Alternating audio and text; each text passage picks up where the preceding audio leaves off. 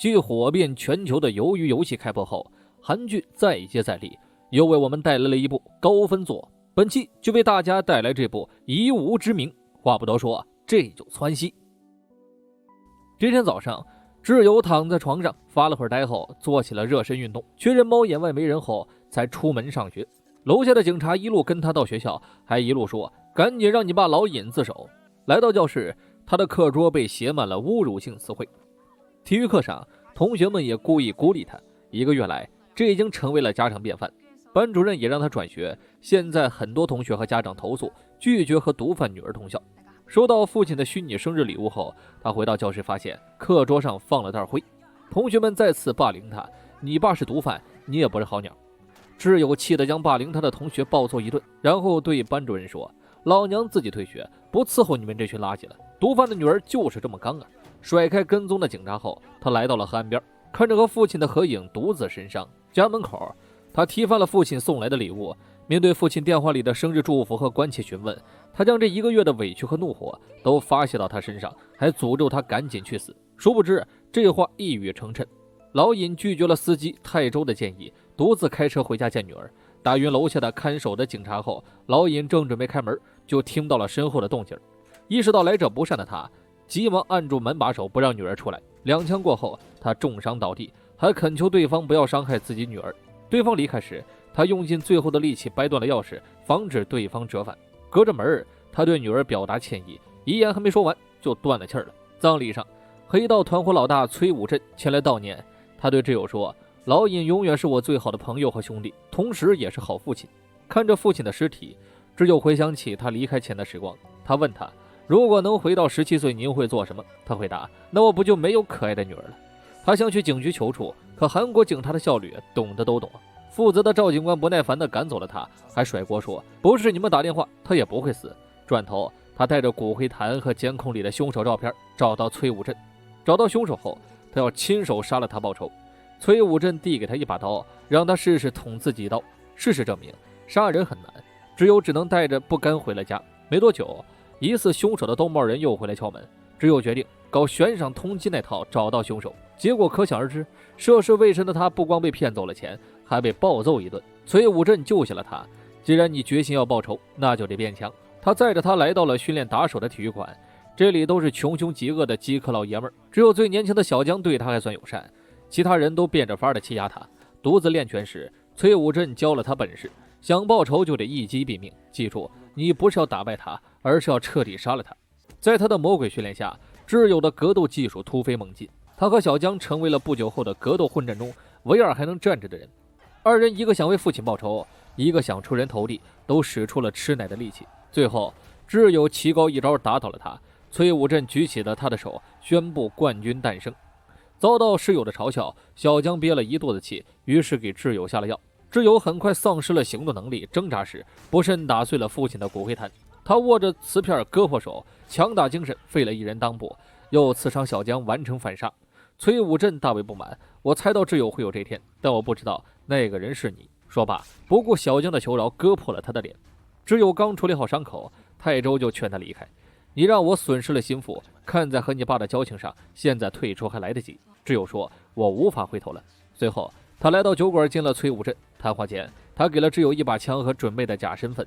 这是杀你爸的枪，凶手是个警察，而挚友今天就从世界上消失了。从现在开始，你就以这个假身份活下去，进入警局卧底找人。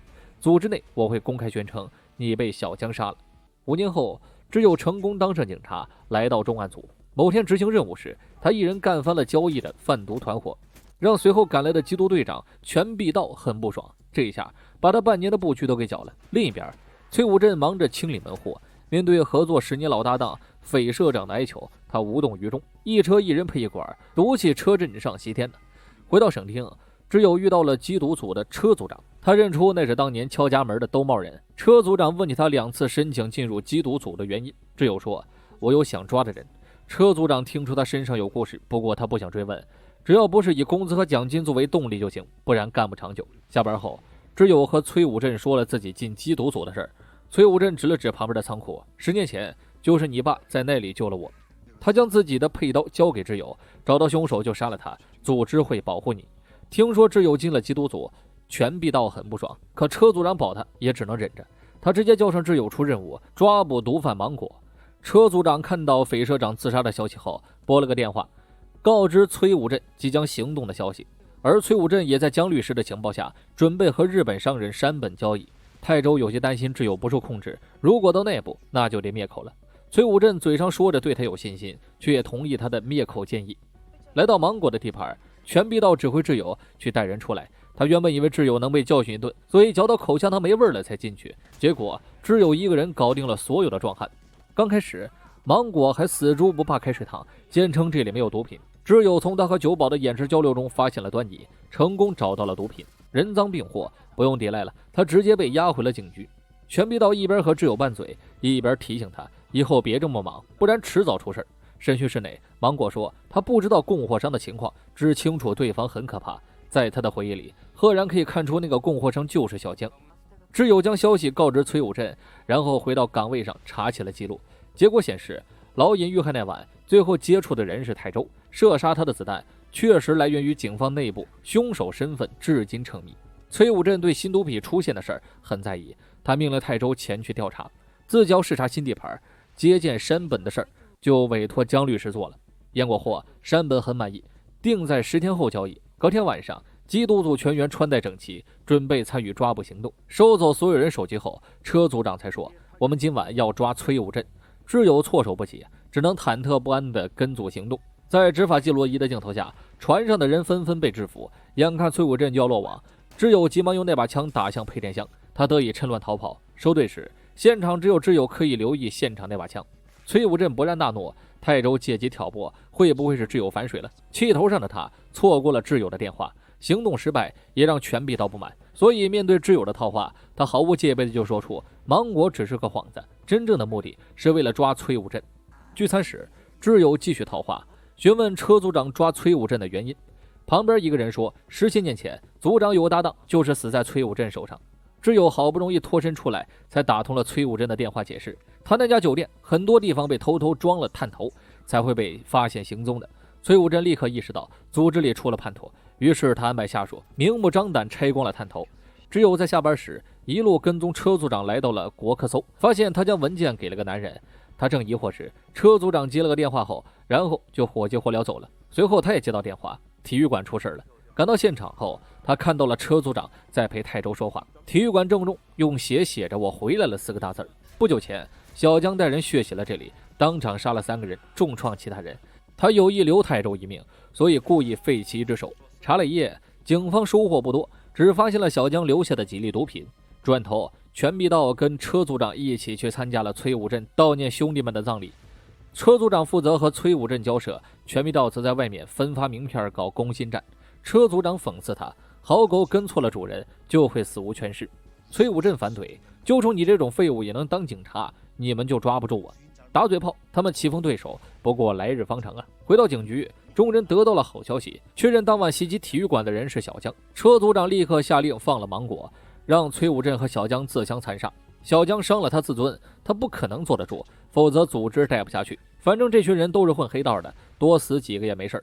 只有急忙把消息传给崔武镇，他狂笑一阵后，告诉泰州，姓车的想跟我们玩，我们也不能手软呢。山本那边，他让江律师去传信儿，让他多等几天，只要抓到了小江，要多少货都有。这时他接到挚友的短信，得知车组长要和组织内部的叛徒见面的事儿。挚友暗中跟踪，差点被提前埋伏的全必道抓住。他被打伤后狼狈逃走，匆忙中发现了泰州的车和车组长很近。转头，车组长就叮嘱全必道多留意挚友，他怀疑他是卧底。原来今天早上注意到挚友那身打扮后，他和全必道就布了个这个局。浑然不觉的挚友还打电话提醒崔武镇小心泰州。泰州正好回来汇报他安抚好买家的事儿。崔武镇看他的眼神很复杂，但也没说什么。坐进车里，泰州就把那张写着"我知道小江的下落"纸条揉碎。他之前就是看到这张纸条才赶去地方见人，谁知被摆了一道。车组长将挚友的资料给了全必道，既然对方派了卧底，他也得礼尚往来，看接下来怎么走了。天亮后，挚友来到国科搜，得知那把枪来源于缉毒组内部的宋警官。返回警局时，车组长已经和领导汇报完了情况。挚友直接问他宋警官的事儿，车组长说当年他刚进缉毒组1个月就死了。配枪也下落不明。只有查询得知，宋警官就是17年前车组长死去的搭档。崔武镇却说，组织从不伤害警察，车组长想抓他想疯了，所以现在各种下三滥的手段都用了，你不能相信的。转头，只有就去跟踪芒果。停车场里被全臂道截胡，面对质问，他谎称体育馆的毒品和芒果有关，这必须管。全臂道没有追问下去，只是告诉他再单独行动，我要你好看。二人一路跟踪芒果来到了一家废弃工厂盯梢时，他问挚友，你这么执着是为了你爸爸？我看过你的档案，你爸是吸毒后发生车祸死的。挚友还没想好怎么回答，小江就驾车前来，直接给了芒果一包货。他们正疑惑时，小江却狞笑着转身朝他们比了个手势，他们这才知道被小江套路了。很快二人就寡不敌众，被众人活捉。今天早上只有跟踪芒果时就被发现了，小江对当年的事耿耿于怀，于是就设计了这场请君入瓮。而在喝酒的崔武镇也遭到袭击，虽然将对方全部杀死，但他也受了重伤。面对嚣张的小江，只有放狠话说，我一定会杀了你。这话换来的是扎腿的一刀，还有迎接他们的毒打。小江拍下照片发给崔武镇，不想他们死就过来。尽管警察也在往那里赶，崔武镇还是冒着生命危险前去了。就在只有二人要被压碎的前一刻，他及时救下他们，然后匆忙离开。警察赶到后，再也支撑不住的挚友昏迷过去，被送进了医院。回到老巢，崔武镇将办事不力的泰州痛骂一顿，然后打开保险箱取出了事先做好的护照。随后黑白两道对小江的暴力追捕就开始了。不少毒贩和吸毒者遭到毒打，挚友醒来时看到了床边的全臂套，他希望双方能合作。我妹妹也是被毒品害死的，凶手同样逍遥法外。他将干净衣服递给挚友，起身去办出院手续，然后载他去和同事们吃了一顿。崔武镇则交代江律师尽快给挚友安排出国手续，这个提议直接被挚友拒绝，哪怕最后玉石俱焚他也不怕。车组长将挚友的手机号给了下属，吩咐他偷偷调查。挚友重新上班时，意外发现了当年负责老尹案件的赵警官。赵警官假装不认识他，随口打了个马虎眼。独处时，他让挚友放心，我会保住秘密，同时告诉你个事儿，你爸被杀的案子是车组长瞒下来的。晚上，他独自见了崔武镇，想要讨点好货，结果得到的只有一针毒药和深不见底的湖水。刚做掉尸体不久，挚友就发了消息称小江要偷渡逃跑，他已经从芒果那里逼问出来这个情报。崔武镇立刻带人出动，他将泰州留在老巢，万一自己出事，总得有个坐镇的。不甘坐以待毙的小江拨通了车组长的电话，他可以帮忙抓住崔武镇，条件是要帮自己偷渡离开。到地方后，他发现车组长根本不接电话，看到崔武镇带来的人马，得，这是被摆了一套啊。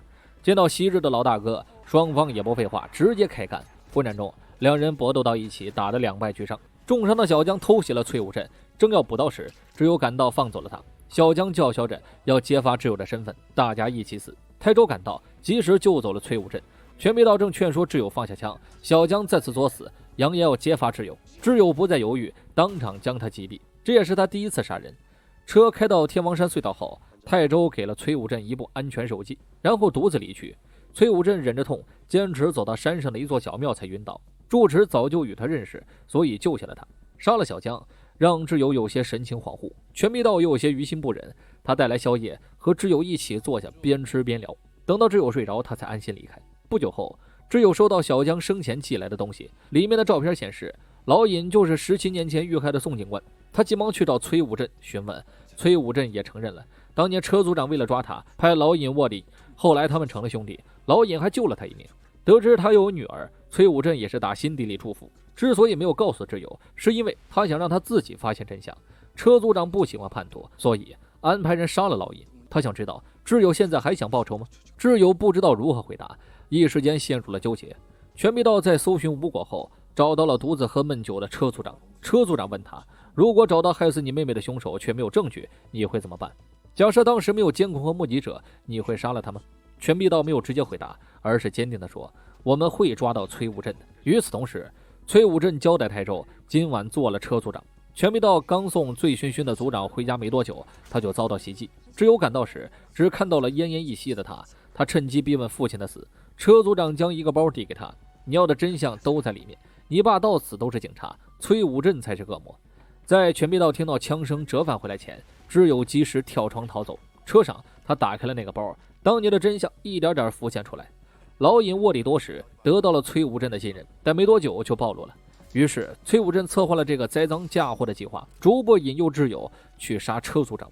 得知真相的挚友悔不当初，在马路边痛哭了一阵后，他拿起点烟器，硬生生毁掉了左胸处的组织纹身。所幸车组长送医及时，捡回了一条命。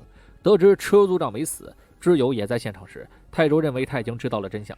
崔武镇没有说话，他默许泰州去杀人灭口。挚友收拾好东西准备离开时，泰州带人前来灭口。狭小的浴室里，挚友硬是反杀了3个壮汉，和泰州正面对峙。他说：“杀你爸的人是崔武镇，老大喜欢亲手处决叛徒，我杀了你，也算弥补没有亲手杀他的遗憾了。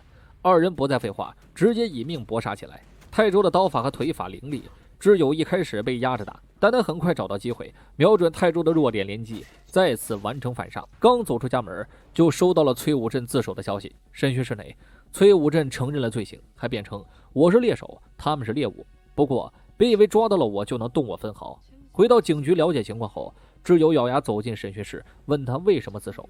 崔武镇淡定地说：“因为我能证明我的清白。”挚友读懂了潜台词，转身就去物证室拿走了证据。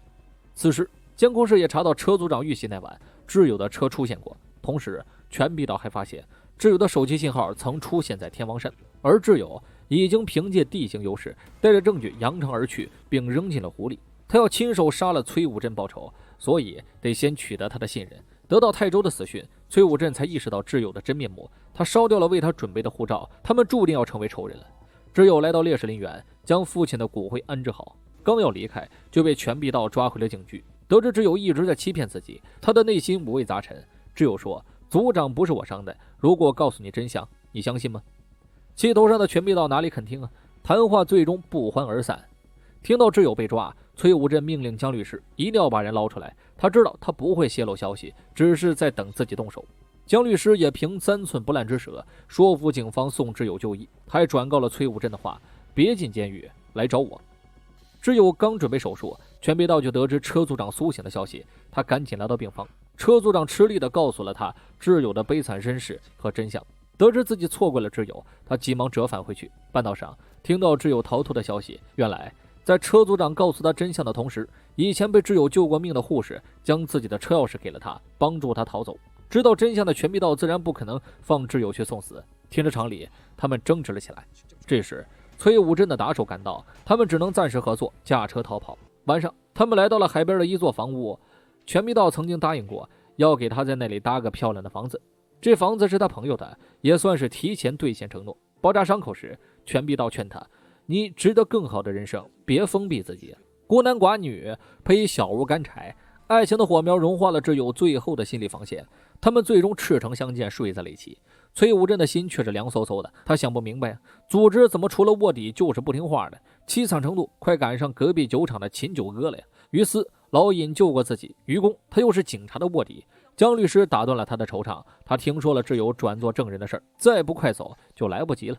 万念俱灰的崔武镇粗暴地赶走了他，现在只有他们中死一个才能结束这一切。天亮后，他独自驾驶摩托车赶到警局对面的马路，一声枪响后，全臂道当场丧命，这彻底激怒了挚友。